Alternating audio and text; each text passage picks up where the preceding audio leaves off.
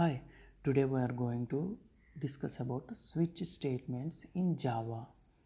So switch statement అంటే ఏంటి? ఎక్కడ ఈ స్విచ్ స్టేట్మెంట్ని యూజ్ చేసి మనము కండిషన్స్ని చెక్ చేస్తాము అనేది ఈరోజు వీడియోలో మనం చూసుకుందాం. So switch statement allows us to execute one statement from many statements and the statements are called as case. Inside the body of switch there are a number of cases and there is a single number is passed at the place of parameter is to select and execute a case.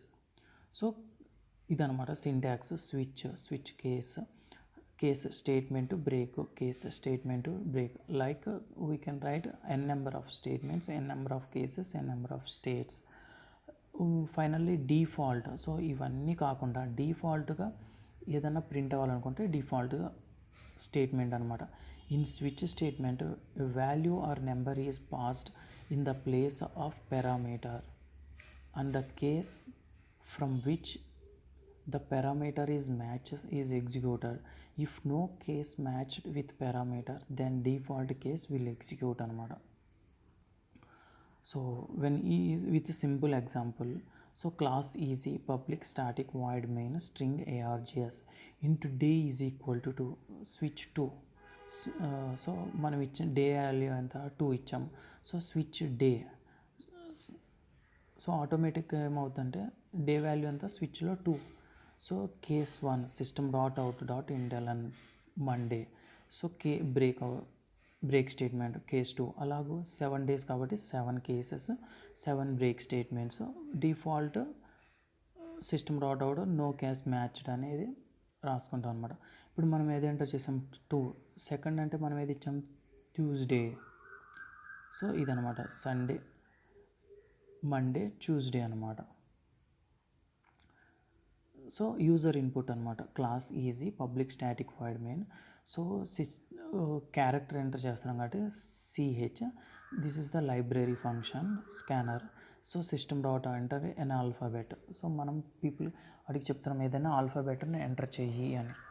So వాడు కనుక alphabet కాబట్టి character. So character ఏంటంటే char is equal to into next parentheses dot char at. So మనం ఇంతకుముందు ఫ్లోట్కి అయితే next float next into తీసుకున్నాం ఇంటిజర్కి అయితే. ఇక్కడ ఏంటి క్యారెక్టర్కి వచ్చేసి నెక్స్ట్ పెరాంథసిస్ డాట్ క్యారెట్ 0 తీసుకున్నాం అనమాట. Switch CH. సో ఇచ్చిన వాల్యూ మనం ఏదైతే ఎంటర్ చేసిన ఏదైతే క్యారెక్టర్ ఉందో అది వీటిలో ఎక్కడ ఎగ్జిక్యూట్ ఏది దానికి మ్యాచ్ అయితే ఇవన్నీ చెక్ చేసుకుంటుంది అనమాట. సో ఏఈఐఓయుఎస్ అనమాట. వీటిలో కనుక మ్యాచ్ అయితే ఆ వాల్యూ అనేది డిస్ప్లే అవుద్ది, అదర్వైజ్ కాన్స్టెంట్ అనేది డిస్ప్లే అవుద్ది అనమాట. ఇక్కడ ఎందుకంటే బ్రేక్ రాయలేదు కాబట్టి ఇవన్నీ ఎగ్జిక్యూట్ అవ్వదు, ఇవన్నీ చెక్ చేసుకుంటుంది అనమాట. వీటిలో ఏదైనా మ్యాచ్ అయితే అప్పుడు ఈ ప్రింట్ స్టేట్మెంట్ అనేది డిస్ప్లే అవుతుంది, లేదంటే డిఫాల్ట్ స్టేట్మెంట్ అనేది డిస్ప్లే అవుతుంది అనమాట. This is the switch case. But ఇక్కడ మీరు గుర్తుంచుకోవాల్సింది ఇది ఇంతకుముందు వాటికి నెక్స్ట్ ఇంట్ ఇచ్చేసేవాళ్ళం, నెక్స్ట్ ఇంటూ నెక్స్ట్ ఫ్లోటు ఇచ్చేసేవాళ్ళం. బట్ ఇక్కడ ఏంటంటే నెక్స్ట్ పెరాన్సిస్ డాట్ క్యారెట్ అనేది మాత్రం మర్చిపోకండి. So this is the switch statement simple program. Thank you for watching. Have a great day.